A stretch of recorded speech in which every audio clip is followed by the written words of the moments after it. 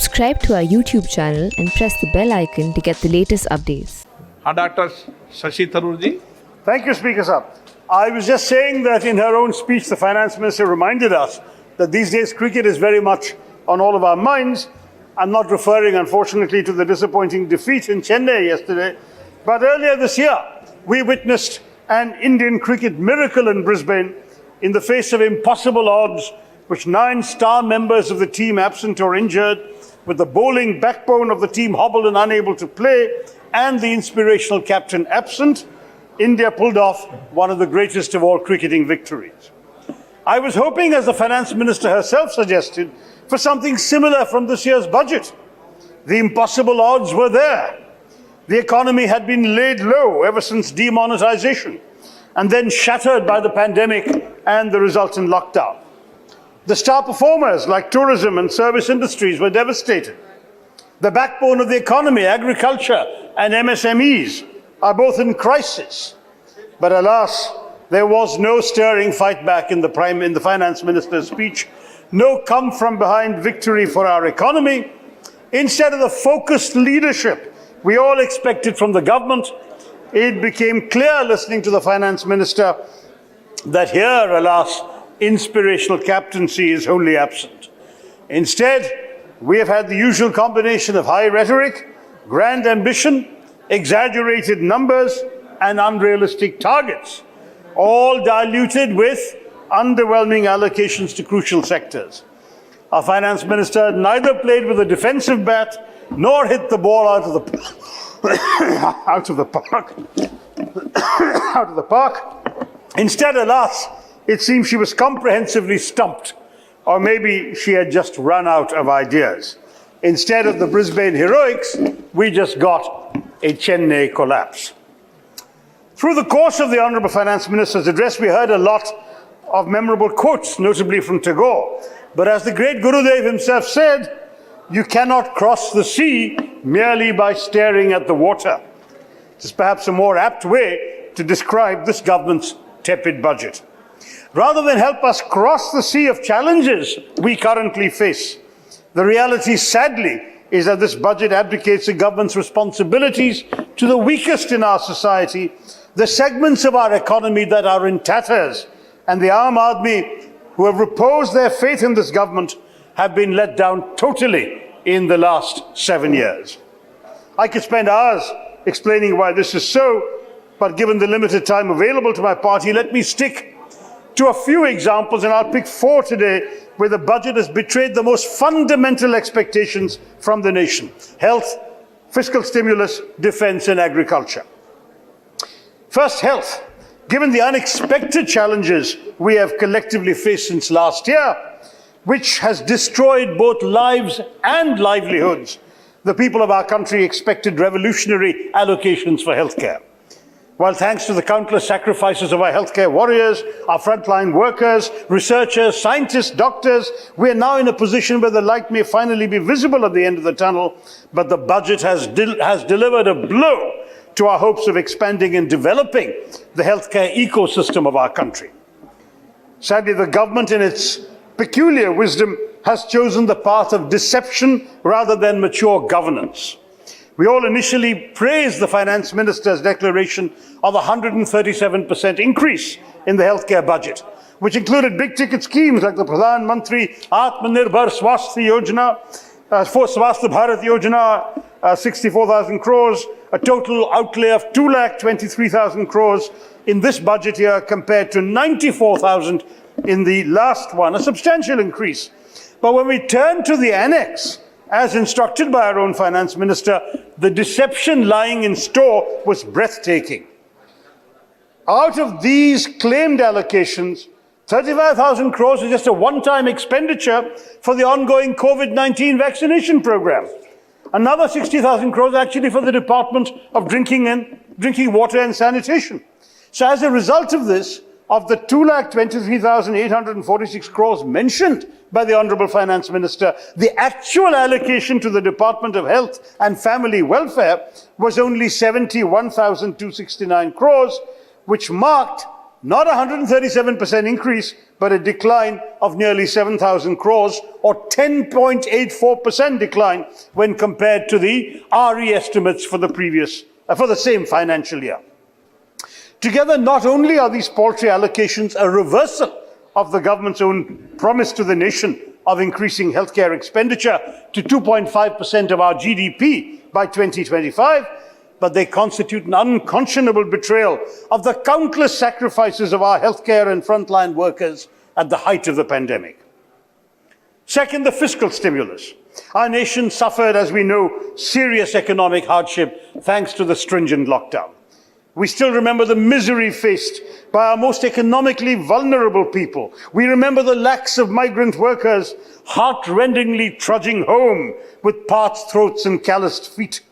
Yet the government's response then and in this budget has shown no sensitivity to their plight.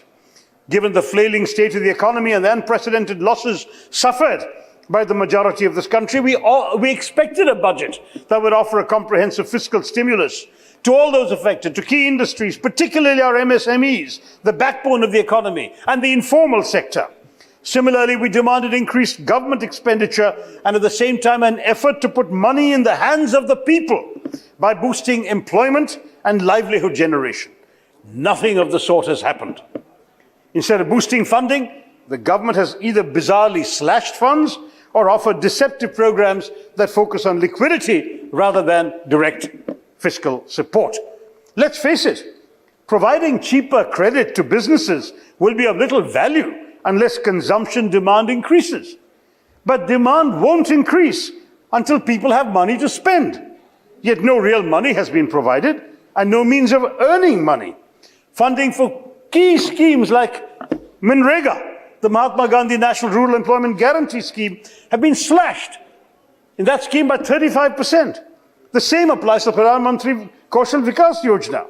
Support for key sectors like the MSMEs I mentioned is largely absent.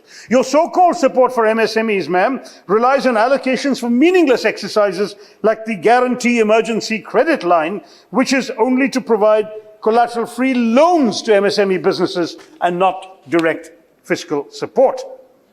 The fact is that the tourism and hospitality industries have perhaps been the worst affected. They're in crisis, they're near collapse. But your budget, instead of coming to their rescue, has instead simply slashed the overall allocation of funds to this sector by 19%. In fact, if you look at the revised estimates for the year, they've slashed them by 45%. We heard the finance minister last week and the prime minister today repeatedly invoking Atmanirbhar Bharat. Well, Bharat should be Atmanirbhar, not Bharatvasis. Your Atmanirbharta should not mean that you're telling your own citizens, you're on your own, be self-reliant, the government will do nothing for you.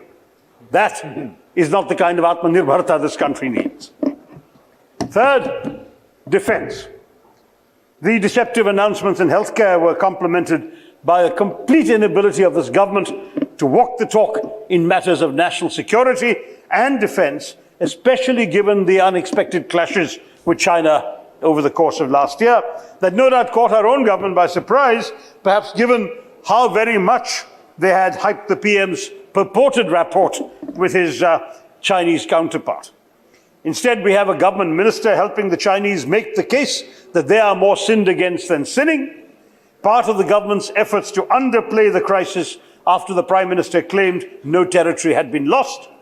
This government has a duty to ensure that our armed forces are safe and well supported, and that they have all the tools and resources they need to keep aggressors at bay, not to pretend that there is no problem when we know there is. I'm shocked that the Honorable Finance Minister did not even mention the word defense in her speech. We really expected from this government an effort to support our long pending modernization and acquisition programs. But despite all the chest thumping and sloganeering about the supposed 18.5% increase in capital outlays, the numbers show us clearly that in matters of national security, the government's talk of nationalism is hollow. It's full of sound and fury, signifying nothing. The capital outlay allocation, rupees 1.35 lakh crores, is only 0.4% higher than the 2020 2021 revised estimates of 1.34 crores. Just the previous year, before Galwan, the Defence Committee of this Parliament had recommended a 35% increase. Where is 35% and where is 0.4%? Despite all the deafening proclamations by its members, this government, even in the face of such grave threats as we're facing now, has kept the proportion of capital expenditure to the overall defence budget at 25%, far smaller compared to the UPA era, because our government consistently had it at 30 to 32%. It's a matter of shame for all members of this House that we have a government that has repeatedly proven incapable of offering any considerable financial support to our armed forces at a time when the threat of a two-front war has grown dramatically. To use one of their favorite words, this is truly anti-national. Fourth example, Mr. Chairman, agriculture. In these last few months, with rising agricultural distress, compounded by the undemocratic passage of 3 farm bills with widespread adverse ramifications for the agrarian economy, we have witnessed nationwide protests by farmer groups whose very survival is at stake. Even as the government in their obduracy failed to engage constructively with the farmers, one hoped that at least the budget would take cognizance of their distress and offer tangible measures to address and alleviate their current plight. No such luck here in this budget. Shastri ji gave us the slogan, Jai Jawan, Jai Kisan. Modi ji's contribution to this budget is Na Jawan, Na Kisan. Now we must recognize that the current nationwide protests led by peaceful farmers who've been unconscionably sidelined by the undemocratic farm bills reflects only the tipping point. But the rot in the sector has been prevalent for a long time thanks to this government's myopic approach, which continues in the current budget. The overall budget of the department saw a minuscule increase of 5% from last year's revised estimates, but was 8% below the budget allocated last year. Similarly, despite the government's assurances, the budget does little to assuage the fear of the farmers regarding MSP. The two schemes that ensure MSP, Market Intervention Scheme and Price Support Scheme, and Pradhan Mantri Annadata Aay Sanrakshan Yojana, have witnessed consecutive reductions in the last 2 years, leading to a 20 to 25% cut in this year's budget. I heard the Prime Minister mention MSP. I didn't hear him mention a quarter of the budget for it has been cut. Much was made by this government about the flagship PM Kisan scheme just before the elections, as you may remember. But despite being one of the major direct cash transfer schemes, and therefore in direct need of a rise in allocation, the scheme has witnessed a 10,000 crore rupee drop of 13%, in other words, in its allocation. The disbursal amount of 6,000 crores under 6,000 rupees per farmer under PM Kisan has not been enhanced either, nor has the scheme been extended to tenant farmers, sharecroppers, women farmers, Adivasi farmers, who've all been excluded from this benefit from the start. Instead, no, it's true. Instead, 2,326 crores was transferred to 40 lakh ineligible beneficiaries. This is from the government's own figures. Even the previous head of Aadhaar said that he received the PM Kisan payment for which he was not entitled. So Sudboots are receiving the government's money, but what are the farmers getting? Even worse is the plight of the fishermen. In my own constituency, Mr. Chairman, I've seen them devastated by Cyclone Oki, the floods of 2018 and 2019, and now the pandemic. But this budget has not only denied them any relief, let alone a special relief package. There is nothing in the budget in terms of fiscal support, diesel subsidies, lower GST, nothing. Fishing nets and fishing equipment, even they have to buy at the price they paid before the pandemic and before all these calamities. You've given relief to tea garden workers in Assam and Bengal, where you believe the ruling party has a chance. But you've ignored thousands of tea workers in Tamil Nadu and Kerala. And I think we can understand why, but is this fair? Frankly, sir, we are looking at a very sad situation. उच्च वर्ग के गिने चुने कुछ व्यापारी को फायदा है, मुल्क चलाने को बतलाओ, ये भी कोई कायदा है? Anyway, at a time of unprecedented civil, political, economic distress in our country, this government had a great chance to show us that it was willing to bring this country back together. That was precisely what we expected from the union budget, a platform through which this government could actually display a bold vision for reviving the economy and offering much-needed relief to our citizens who have had to face one of the most challenging periods in contemporary history. Instead, our citizens have been left thoroughly disappointed by the government's repeated mediocrity in matters of policy making. This tepid budget ignored the middle class in their hour of need. You have given them extortionate tax increases and fuel prices. Since 2014, the excise duty on petrol has gone up by 348%. On diesel, the excise duty has gone up by 894%. Soon, banks will have to provide not just car loans, but fuel loans, Mr. Chairman, so you can buy fuel for the cars, thanks to the taxes that this government has put up. The truth is, there's been no relief in tax rates for the middle class either.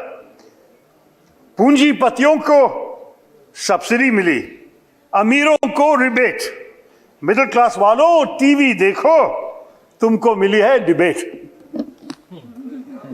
And as for the poor, Mr. Chairman, as for the young, the aspirational, the betrayal is total. I can tell you, I mentioned Manrega earlier, at a time when record numbers of people are seeking work under the scheme, where there has been a 66% increase in work requests under Manrega in December and January, you have slashed on the 1st of February its allocation by 35%. When unemployment levels in the country are at the worst levels ever recorded, how could you do this? How could you do this, Madam Finance Minister, when our young people are looking desperately for work? Your budget has no provisions for job creation or skilling, and you have cut education even while announcing a new education policy. I remember when your government made a lot of noise about a new education policy last year, I congratulated the education minister. I said, wonderful ideas, but are you going to get the money to implement them? How can you possibly head towards 6% of GDP as you are talking about? He said, no, I've spoken to the finance ministry. It's all been agreed in the cabinet. I'll get the money. What did he get? He's got a 6% cut in the education budget. That is the budget we have been given. And the budget talks about 100 new Sainik schools. I must say, existing Sainik schools, I have one in my constituency, the fabled historic Karakotam Sainik School. They are not receiving money from the government. They are in such desperate shape because they've exceeded the capacity of their parents to pay for these schools to run them. And they have been saying, I'm on the governing board of the Sainik School Karakotam, that they may have to close down unless more money is coming. So they are unable to finance the existing Sainik schools, and they're talking about building 100 new ones. What kind of hypocrisy is this, Mr. Chairman? Really? I have to say that this government has a record of coming up with flashy slogans and acronyms. First they came up with Achhe Din, Sabka Saath, Sabka Vikas. But any day, any dreams Indians may have for better days or better governance, frankly, have been cremated on the altar of the disastrous decision to demonetize 86% of our currency on the whims of our Prime Minister. To quickly address the economic catastrophe that followed on the rampant feeling of disappointment, they then came up with a slogan of New India, but it was abundantly clear that this was not a new India for all Indians. Instead, the road to this new India seems to be littered with the wreckage of all that was good and noble about the old India. कहाँ तो तय था उजाला हर घर के लिए, कहाँ चिराग मयसर नहीं शहर के लिए. So instead of using the faith that this country placed in the government to deliver effective governance and competent policy making, this government has not only consigned our migrant workers to misery, it has erected spikes and barriers on the path of our annadatas. It has failed them, it has failed us all, it has failed India. मैं आपको कह रहा हूं, भारत की जनता आपसे कहेगी, हजारों ख्वाहिशें ऐसी कि हर ख्वाहिश से दम निकले. बहुत किया एतबार मोदी जी, अब तुम्हारी गली से हम निकले. जय हिंद, मिस्टर चेयरमैन.